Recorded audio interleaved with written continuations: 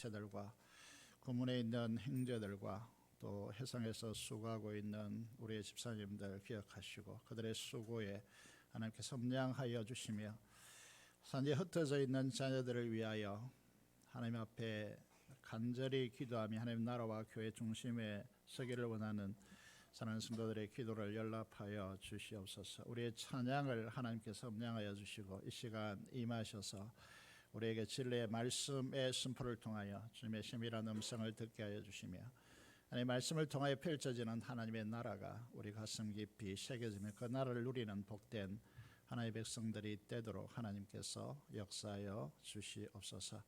주님의 몸된 교회를 운행하시는 주께서 이 시간 우리에게 나타나셔서 우리의 교회에 필요한 모든 필요들을 하나님께서 채워 주시옵소서. 감사를 드리며 우리 주 예수 그리스도의 이름으로 기도드리옵나이다. 아멘. 요한계시록 14장입니다.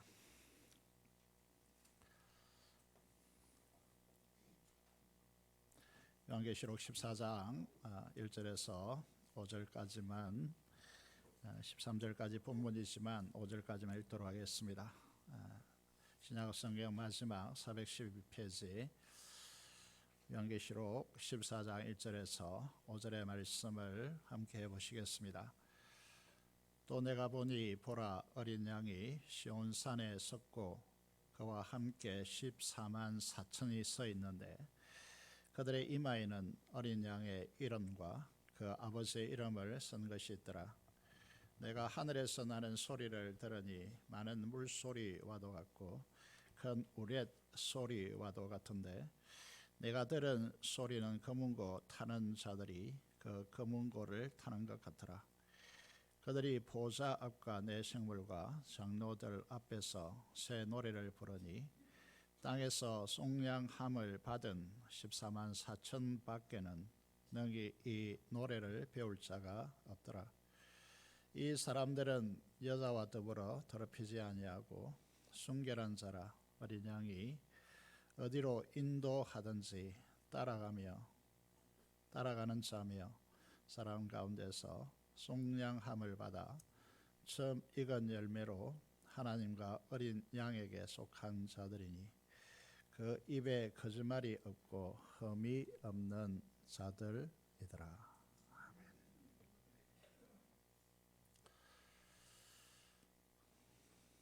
네, 계속해서 요한계시록 12장에서 14장까지가 중요하다 이렇게 반복적으로 말씀드리고 있습니다. 요한계시록 12장 14장은 성경 전체의 요약이고 결론이라고 말씀드릴 수 있습니다.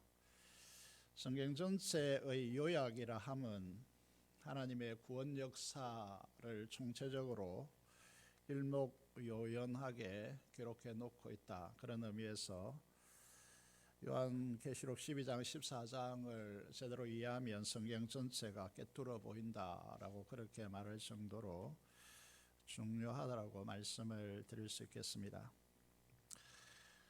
오늘 우리가 읽은 요한계시록 14장은 그 결론에 해당되는 것입니다. 요한계시록의 주제가 성경이 말씀하는 심판과 구원이라고 하는 이 주제를 설명하고 있는 것인데 우리에게 이 요한계시록 특별히 12장 14장이 우리에게 깨달아지고 열려져서 우리가 하나님의 나라를 누리는데 소중한 이제 자원이 되어지기를 원합니다. 마태복음 13장 13절의 내용을 보면 마태복음의 주제는 하나님의 나라이고 그 핵심을 진술하는 곳이 마태복음 13장이죠. 사람들이 이제 이해를 못했습니다. 왜 비유를 말하느냐고 그렇게 이제 주님께 제자들이 질문하니까 비유를 말하는 이유는 딱 한 가지다. 그거는 깨닫는 자는 깨닫고 깨닫지 못한 자는 모른다. 이게 이제 주님의 답변이었습니다.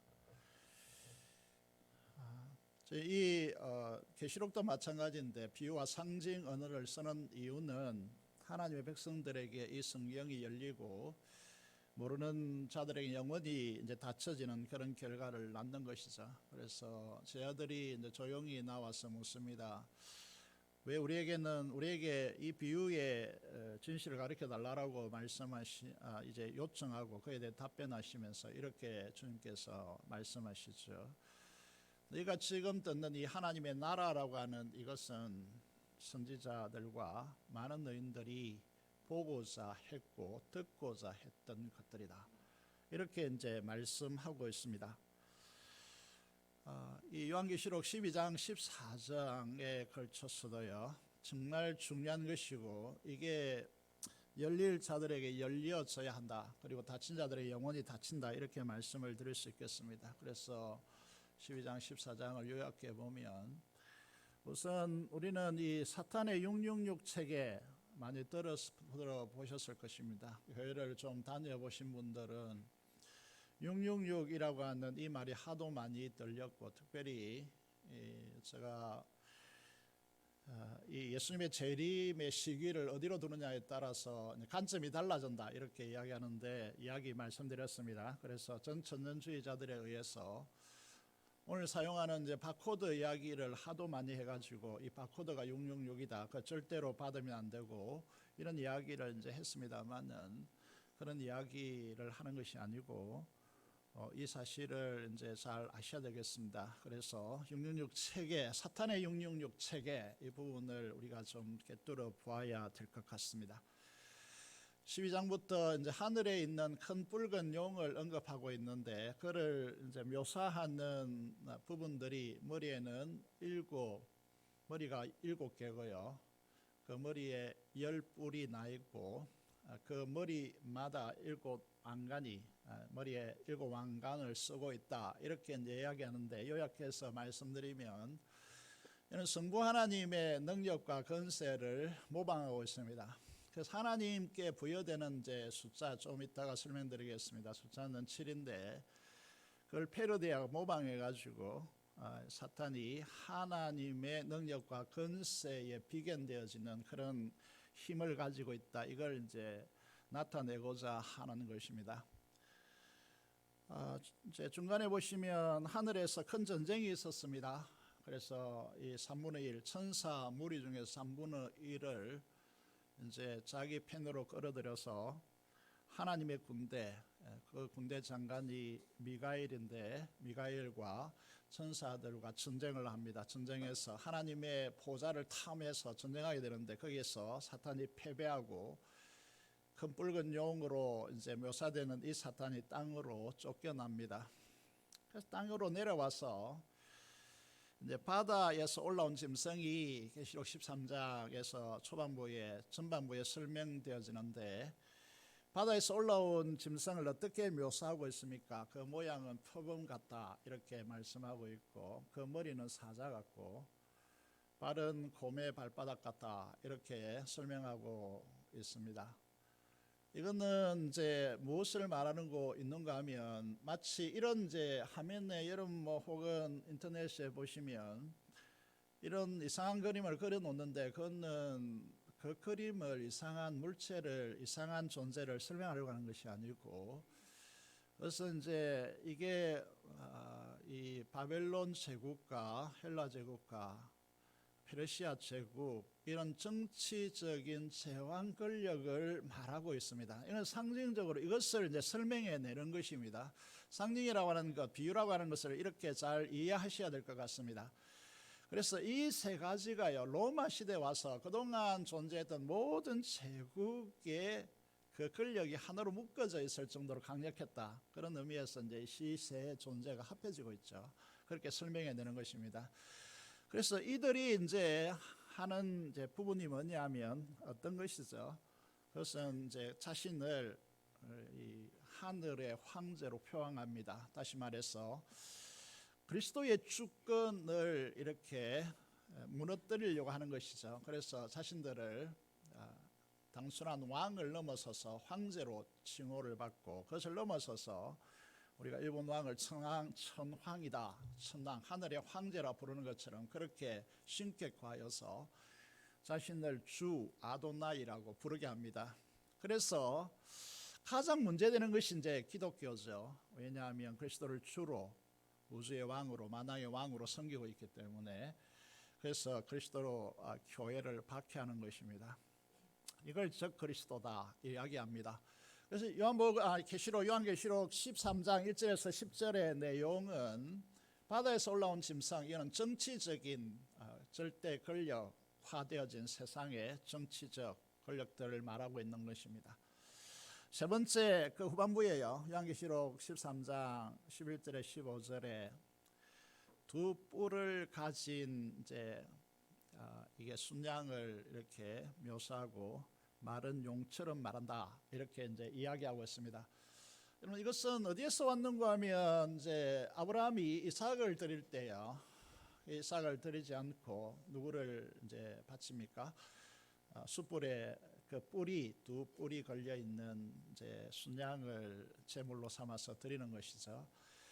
여러분, 이게 이제 두 뿔을 가지고 있고 중요한 것은 용처럼 말한다, 큰 붉은 용처럼 말한다, 이렇게 되어 있습니다. 이것은 무엇을 모방했는가 하면 성령 하나님을 모방했습니다. 성령 하나님께서요, 성도들에게 주님의 권세를 부여하고요, 주님의 권능으로 복음을 전하게 합니다. 그 하나님의 말씀의 복음을 전함으로 인하여서 하늘이 열리고 하나님의 나라가 열리고요, 하나님의 실제가 열리는 것입니다. 그런데 여기에 보면 땅에서 올라온 짐승이요, 여러분, 그 바다에서 올라온 짐승을 숭배하도록 사람들을 만들어 놓는데, 그 신상을 만들어서 어디까지 이적과 기사를 행하였어요.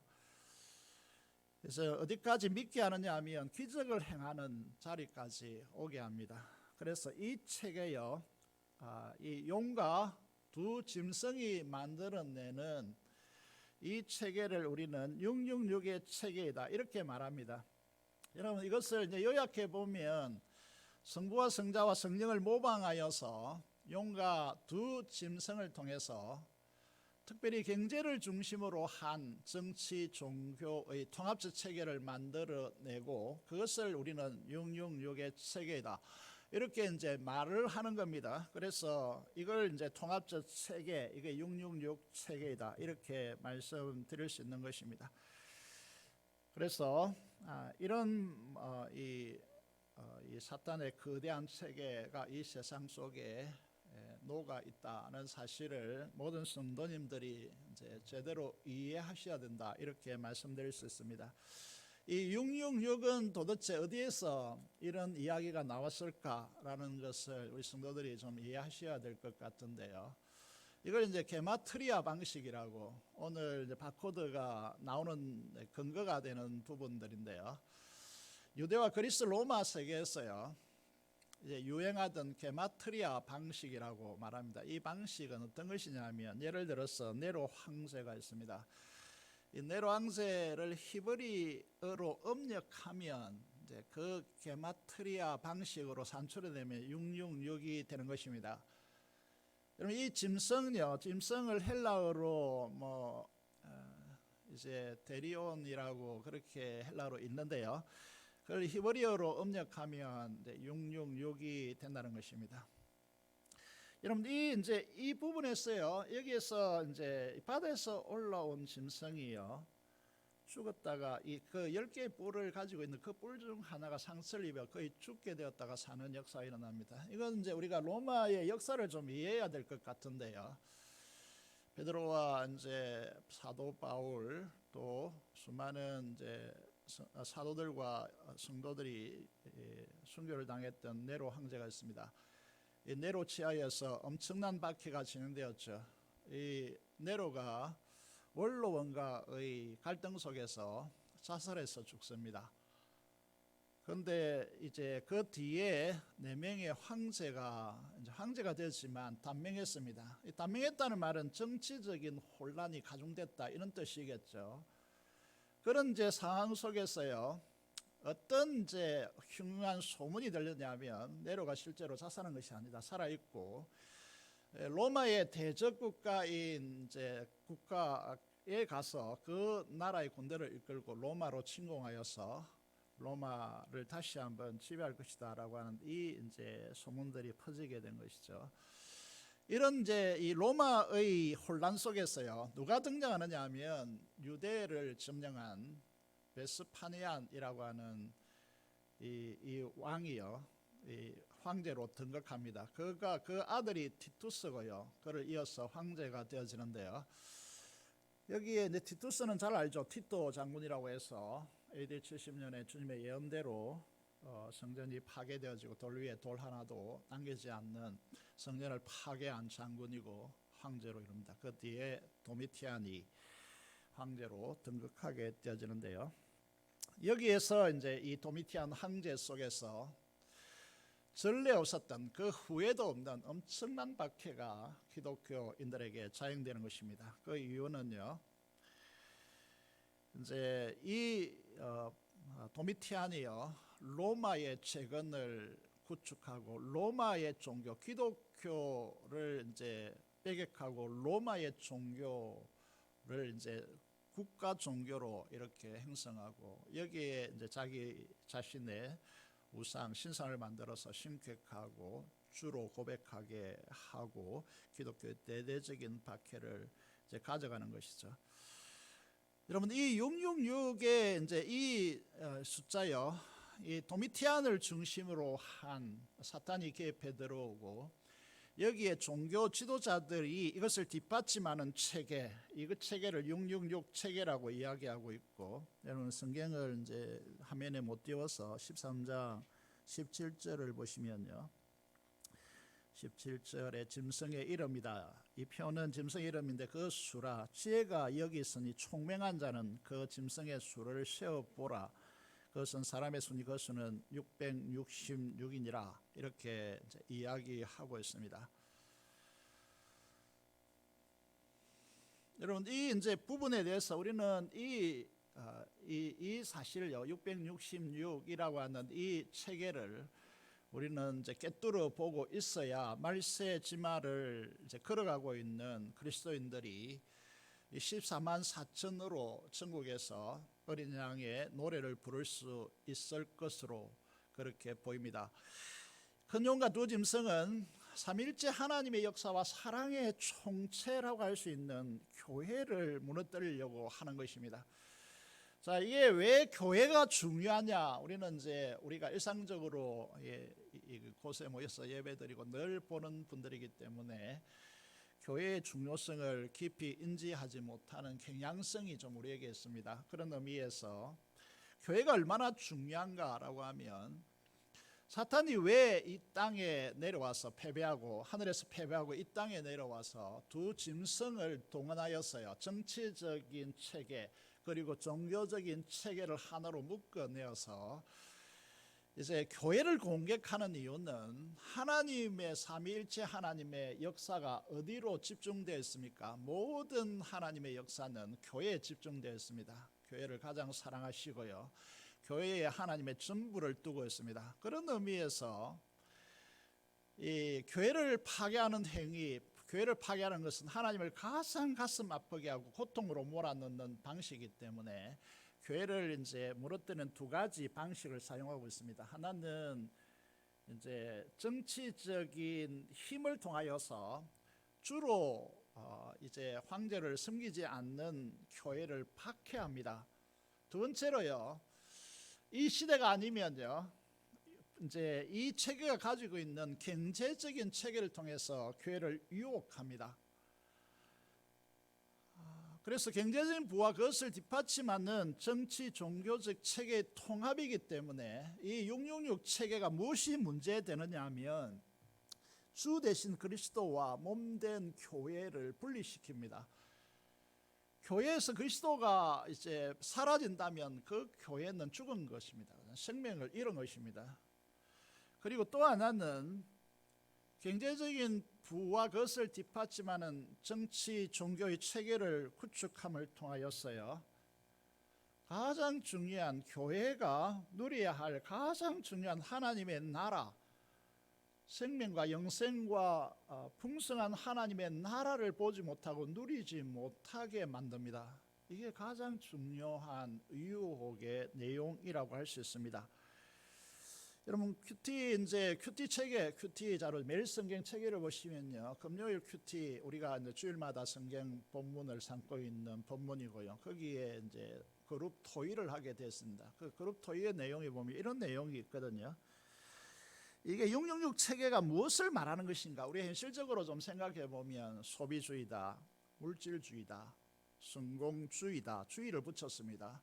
자유, 자녀 양육에 대하여서 세상적으로 취하는 방식이다. 이런 내용을 이제 적어 놓았습니다. 여러분, 이게 문제되는 것이 하나님의 나라라고 하는 숨겨진 하나님의 나라요, 세상 사람들에게 보이지 않는 하나님의 나라가 보이지 않도록, 그것이 중요하지 않도록 만드는데, 제가 보기로는 사탄이 상당히 성공적이다.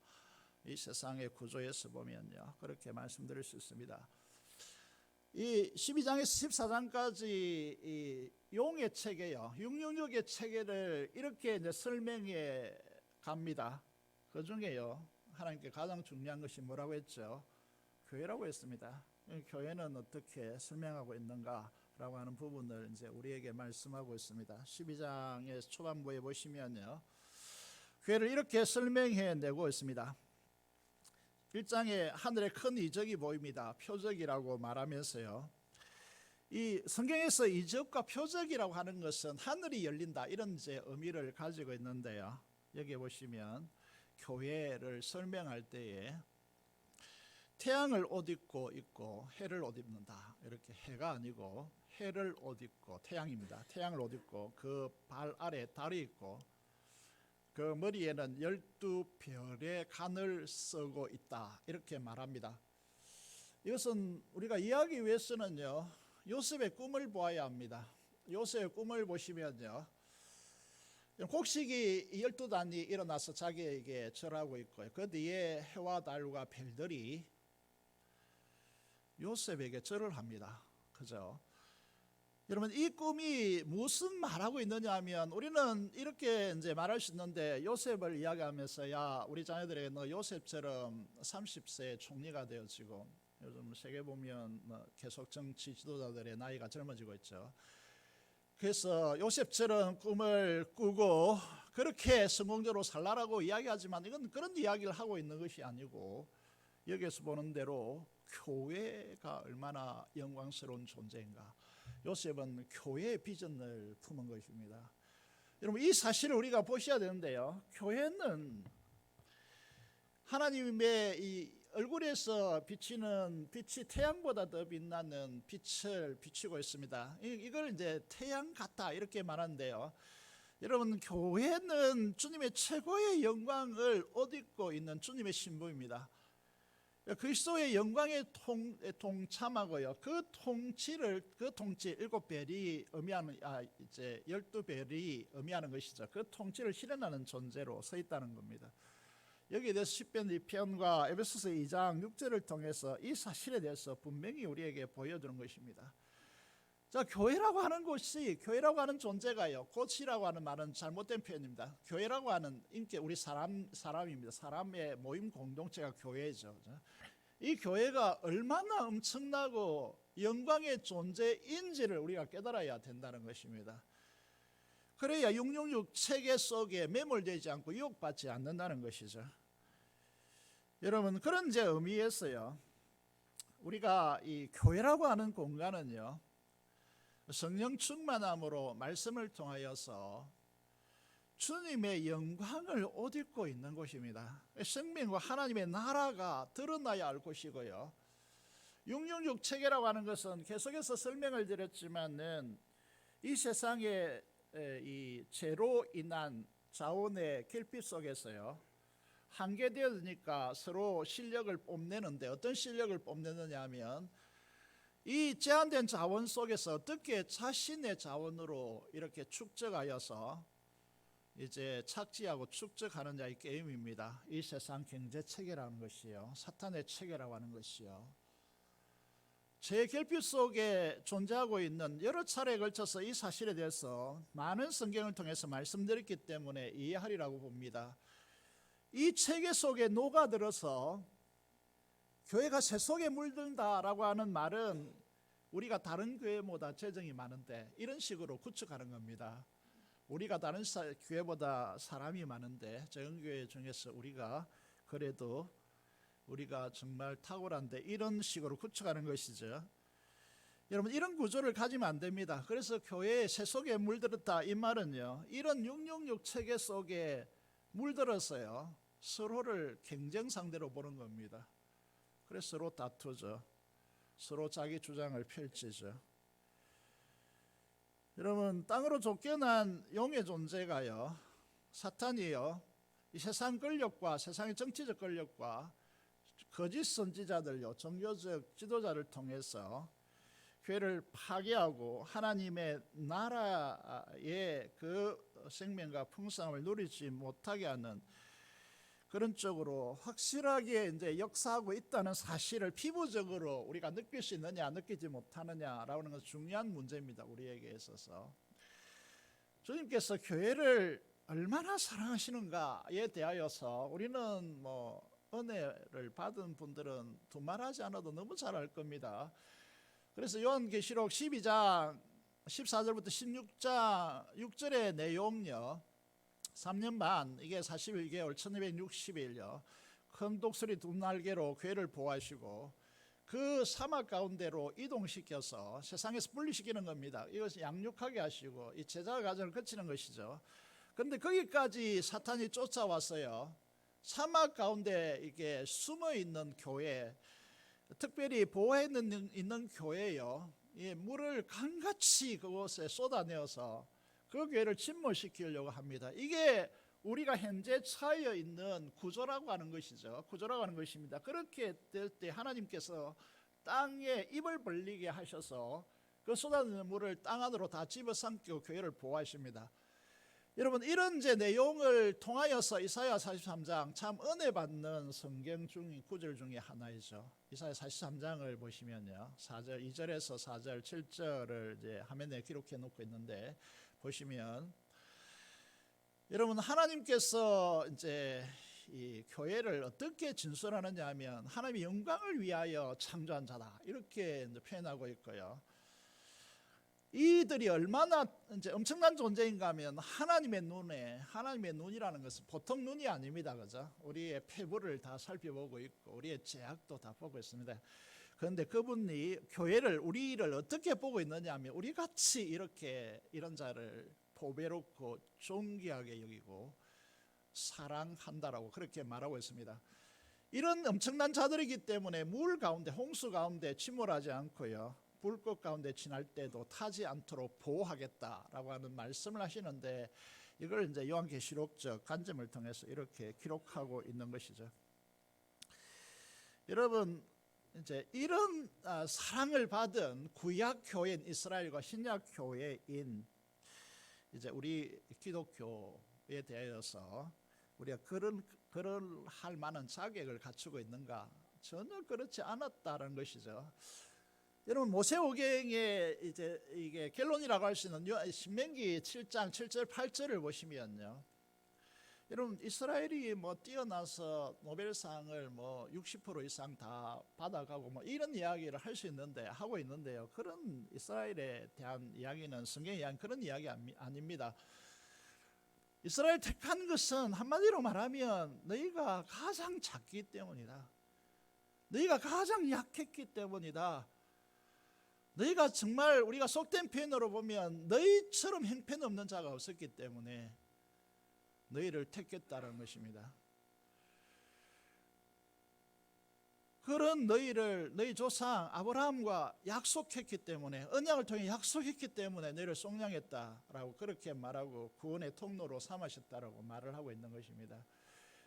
신약에 와서 사도 바울이 어떻게 진술합니까? 사도 바울이 고린도전서 1장 26절 28절에 보면요, 기독교 초기의 책들을 이제 주보를 통해서 한동안 소개했는데 최초로 기독교인이라 부르는 불리었던 사람들이라는 책을 통해서 고린도전서 1장 26절 28절 확인되어집니다.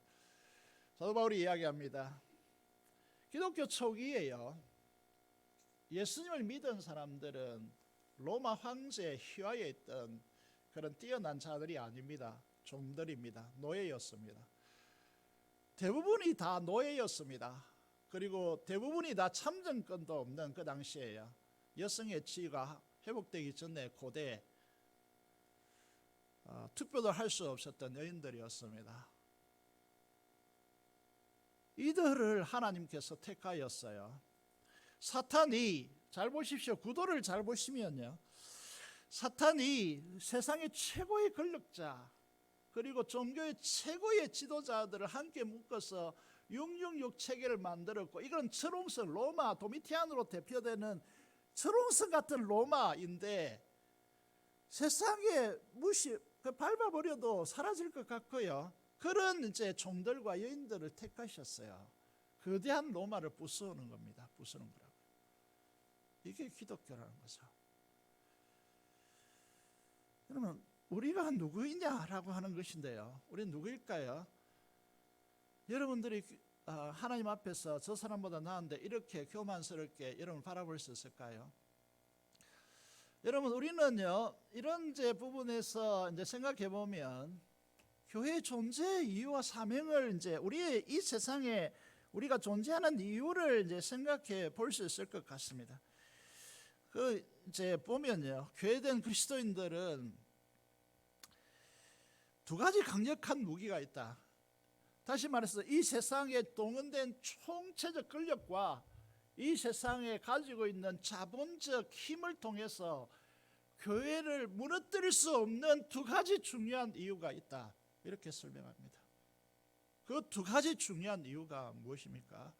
요한계시록 12장 11절 이하에 보시면 이렇게 이야기하고 있습니다. 하나는 어린 양의 피이다. 이렇게 말합니다. 어린 양의 피다. 어린 양의 피를 그 속에 가지고 있는 자를 사탄은 결코 무너뜨리거나 쓰러뜨리거나 사라지게 할 수가 없다라고 이야기합니다. 왜 그렇습니까? 이보다 그 귀한 피는 생명을 상징하고 있기 때문에, 예수 그리스도의 생명보다 더 귀한 것은 이 우주에 하나도 없습니다. 그 생명으로 하나님께서 값주고 하나님 것으로 사셨고 하나님의 자녀 삼으셨기 때문에 이 세상에 어떤 체계로도, 돈으로도 권력으로도 군사력으로도 교회를 무너뜨릴 수 있었습니까? 없었습니다. 이게 하나이고요. 두 번째로 이제 자기들이 정언하는 말씀이다. 이렇게 해서 사탄의 세력 666을 이겼다. 그래서 생명체에 기록되어 있다. 이렇게 말씀하고 있습니다. 이게 중요한데요, 어린 양의 피로 구속받은 하나님의 백성들은 하나님의 말씀으로 자기를 정언해야 합니다. 말씀의 순종으로 내가 교회됨을 정언해야 된다는 것이죠. 여러분, 이건 이제 좀 이따 말씀드리기로 하겠는데, 우리가 이 세상에, 여러분, 이게 사탄의 체계요, 666 체계 속에서 우리에게 어떻게 교회를 박해하고 힘들게 하느냐 하면 이 매매를 못하게 합니다. 매매를. 다시 말해서 경제적인 활동이 하나님의 백성, 말씀으로 사는 자들에게 용이치 않다는 거죠. 제가 이제 친한 분 중에 하나가 이랜드 사장이 계신데, 회장이 계셨는데요, 세상적인 방식으로요, 뇌물 주고 술상주 동원해서 진땅 먹이고, 그렇게 하지 않고 회사를 경영하려니까 정말 죽겠다는 거죠. 정말 힘들어 죽겠다는 겁니다.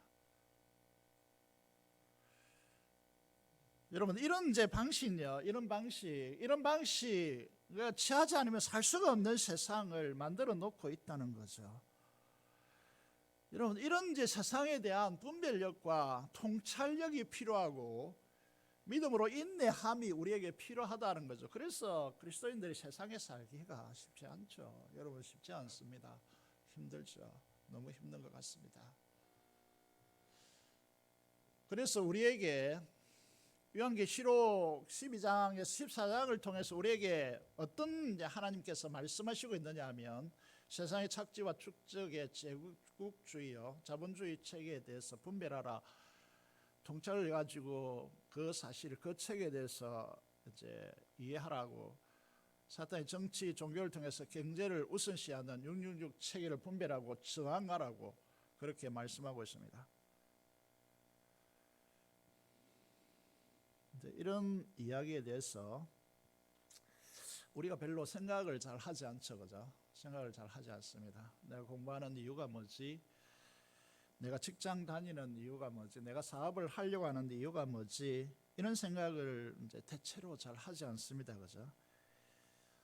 이제 지금 정치적인 여러 가지 이제 분리 현상이 있어가지고 진영 논리에 있어가지고요, 인터뷰가 많이 진행되는데 인터뷰를 이제 들어보면 정치인들이 나와서 하는 이야기가 뭐냐면 정치의 최고의 우선 과제는 먹고 사는 문제다, 딱 이렇게 말합니다.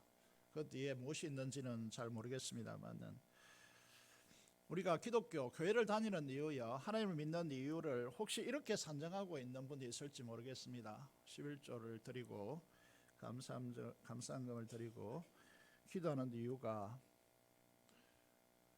하나님 앞에 100배로 되돌려 받기 위해서다.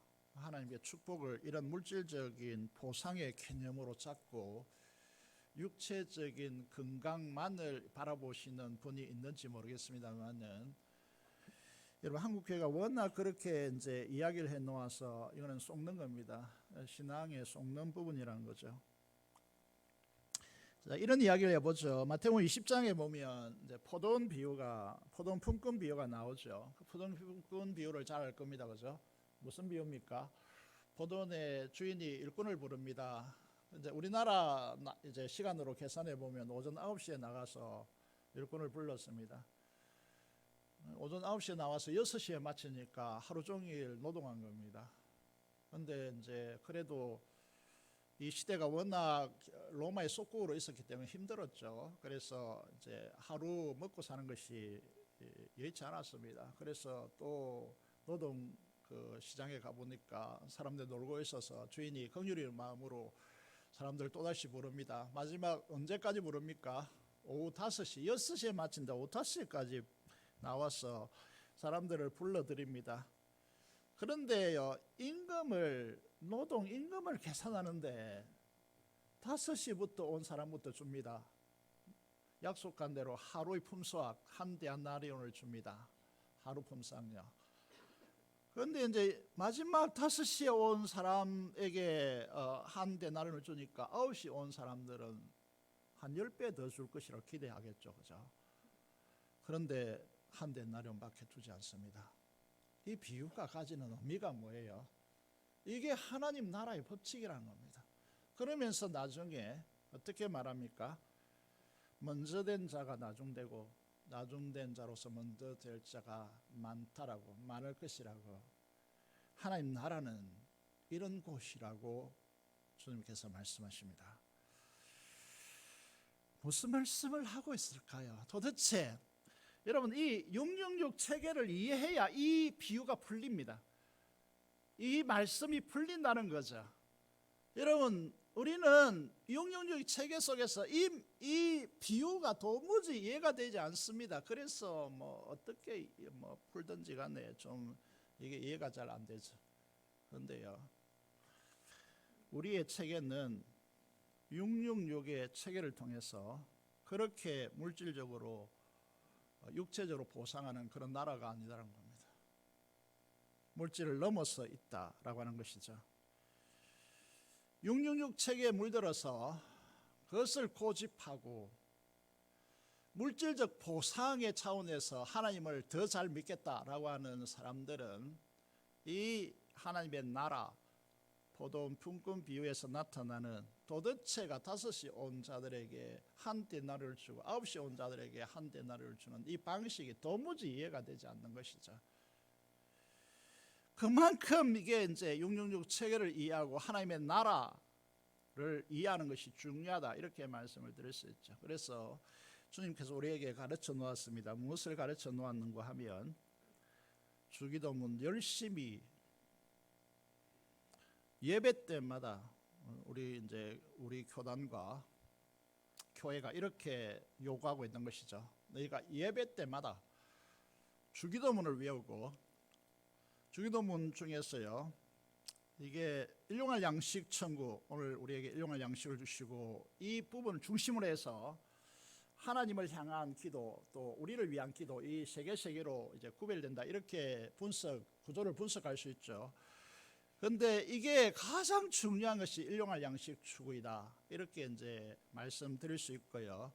일용할 양식은 그날 먹고 사는 문제, 이걸 이야기하는 것이 아니고, 그래서 보험도 들지 말라, 또 연금도 가입하지 말라, 이런 이야기가 아닙니다.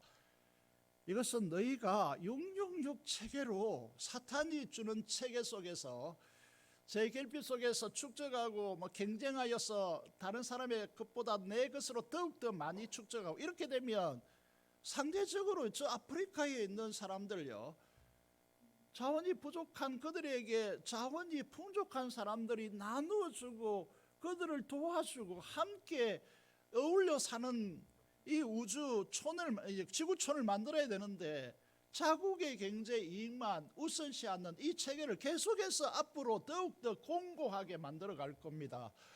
여러분, 그런 의미에서요, 오늘 이렇게 지구촌을 보면 이렇고, 작은 부분에 보면 우리나라의 이제 자원의 절벽이다, 이런 표현을 쓸 수 있고요. 이런 상황 속에서요, 우리가 어떻게 살까, 이 고민이 참 많이 되죠. 이런 상황 속에서요, 그리스도인들이 이 민족을 위해서 해야 될 일이 있습니다. 그것은 창조적인 경제 질서를 가지고, 여러분, 일용할 양식이 뭐냐면 하나님의 무한한 자원을 청구하여서, 이제 요즘 말 블루칩이고요, 창조적 경제, 이런 표현을 한때 쓰기도 했는데요.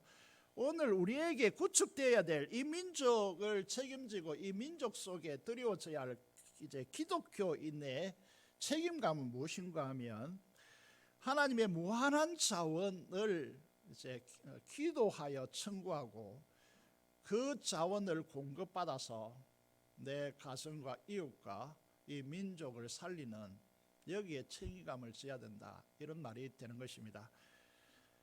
그래서 하나님의 나라 체계를 이해해야 된다, 우리는 거기에 속해 있다라고 하는 것입니다. 그런 자들이 누구인가, 오늘 이제 우리가 읽은 본문에서 이야기하고 있는 것인데, 이런 자들은 어떤 자들이냐라고 하는 것입니다. 누구일까요? 굉장히 궁금하지 않습니까? 우리가 과연 14만 4천 가운데 속할까? 이게 이단이 이제 기존 교회를 파고드는 중요한 이제 전략입니다. 여러분, 14만 4천은 무엇인가 하면 12 곱하기 10입니다. 12 곱하기 12가 144고요. 여기에 완전한 숫자 천자를 곱해서 14만 4천이 되는 겁니다. 12는 무엇인가 하면 교회의 숫자입니다. 교회를 상징하는 숫자라고요. 그래서 이 14만 4천은 신천지 10만 이렇게 됐다고 하는데 4만 4천이 모자라는데, 그죠? 그들만 이야기하는 것이 아닙니다. 교회를 총체적으로 상징적으로 보여주는 겁니다.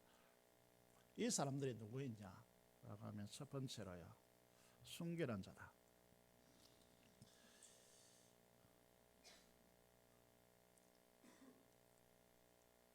여러분, 이들의 여자와 더불어서 더럽히지 아니했다. 이 말은 어디에서 나온가 하면, 이제 군대를 나가는 자들이 여인을 멀리하고 전쟁에 전적으로 임하는 것에서부터 왔습니다. 이거는 이제 우리가 지금 풀어나온 원리를 가지고 설명하면 이런 것입니다. 666 체계를 거부하고요, 하나님 나라의 경제 원칙요, 청지기 경제 원칙을 가진 자들을 말합니다. 우리가 이제 오늘 예산 편성을 할 텐데, 우리의 헌금 원리도 이것이고요, 이걸 잘 이해하셔야 합니다. 그래서 우리는 천국에 들어가서, 여러분, 이런 이야기를 극단적으로 예수님께서 하십니다. 어떤 극단적으로 이야기를 하느냐면, 부자가 천국에 들어가는 것이요, 여기 낙타가 뭐라고 했습니까? 바늘귀로 들어간 것보다 더 어렵다. 이 말씀이 요한계시록 12장의 14장의 666 체계를 가지고 사는 사람들을 부자라고 말합니다. 이 부자는 14만 4천에 절대로 못 들어갑니다. 제가 이렇게 거룩한 협박을 합니다. 자, 이는 거룩한 회팍이라고 붙였는데 그냥 회팍이 아니고요, 주님의 말씀이기 때문에 생각해야 됩니다, 우리가. 그죠? 여러분, 이런 순결한 자만이요, 하나님 나라의 천지기 경제 원리를 가지고 하나님 나라에 헌신된 순결한 자만이 14만 4천에 들 수 있습니다. 14만 4천이라는 것은 숫자를 말하는 것이 아니고 교회를 통칭하는 상징적인 숫자이다, 분명히 말씀드립니다. 첫 번째, 순결한 자입니다. 여러분, 그런 의미에서요, 세상의 경제 원리를 쫓지 마십시오. 쫓으면 절대로 안 됩니다. 두 번째로요, 급진적 제자도라고 하는 이 부분을 이렇게 선정했는데, 급진적 제자도요, 무슨 말인가 하면 어린 양은 누구죠? 어린 양은 누굽니까?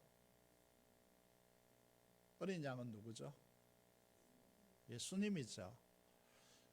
예수님이 우리를 어디로 인도하시는지 따라가는 자들이다, 이렇게 말씀하고 있습니다. 자, 여러분들은 예수님의 인도하심이 보이십니까? 예수님의 인도하심을 전적으로 따르는 삶입니까? 아니면 나의 의지가 주님의 인도하심보다 더 앞서서 그것을 주도하는 자리에, 자기의 의지가 더 강화되어 있는 자리에 서 있습니까? 어린 양이 인도하시는 대로 어디로 따라가는 자입니까? 이걸 이렇게 설명해 볼게요. 쿠오바디스라고 하는, 이게 전천인주의가 좀 가미되어 있습니다. 그런데 거기에 마음을 뭉클하게 하는 내용이 소개되어 있죠. 거기에 어떤 내용이 소개되어 있냐면, 도미티아니 네로 황제 박해 속에서요, 수많은 이제 하나님의 백성들이 운행 경기장에서, 전에도 화면을 비춰드렸지만은 십자가에 못 박혀 뚝 둘러 진쳐 가지고 뚝 둘러 죽고 있고, 그죠? 그 중간에 굶주린 사자를 내보내 가지고 이빨에 찍혀 죽어 나가고, 그리고 전쟁의 영웅들요, 그 영웅들을 경기장에 넣어 가지고 이들을 죽이면 로마의 시민권을 주겠다 이래 가지고요, 그 칼날에, 금투사의 칼날에 찔려서 죽어갑니다.